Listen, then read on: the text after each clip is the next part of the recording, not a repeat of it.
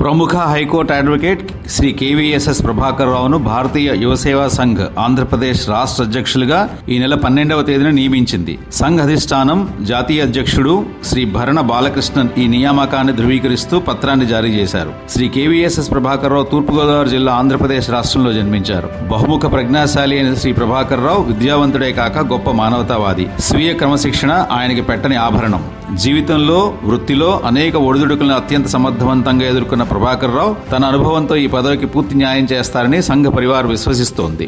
RSS, MSME, corporate వ్యవహారాల మంత్రిత్వ శాఖ, హోం వ్యవహారాల మంత్రిత్వ శాఖలకు అనుబంధ సంస్థ అయిన ఈ భారతీయ యువసేవా సంఘ్ యువతరం అభివృద్ధి ధ్యేయంగా పనిచేస్తుంది. శ్రీ కెళ్ల రామారావు, పద్మావతి దంపతుల రెండవ కుమారుడైన శ్రీ ప్రభాకర్ రావు గారికి ఒక అన్నయ్య, ఇద్దరు అక్కయ్యలు, ఒక చెల్లెలు ఉన్నారు. బీవైఎస్ఎస్ రాష్ట్ర అధ్యక్షుడిగా ప్రభాకర్ రావు పూర్తి విజయం సాధించాలని ఆంధ్రప్రదేశ్ యువతకి ఆయన శక్తి మేర ఈ బీవైఎస్ఎస్ సంస్థ ద్వారా సాధ్యమైనంత లబ్ధి కలగాలని మనస్ఫూర్తిగా ఆశిద్దాం. ఇదే సమయంలో మరో high court advocate Shri G Srinivas గారిని బీవైఎస్ఎస్ ఆంధ్రప్రదేశ్ రాష్ట్ర జనరల్ సెక్రటరీగా నియమించడం జరిగింది.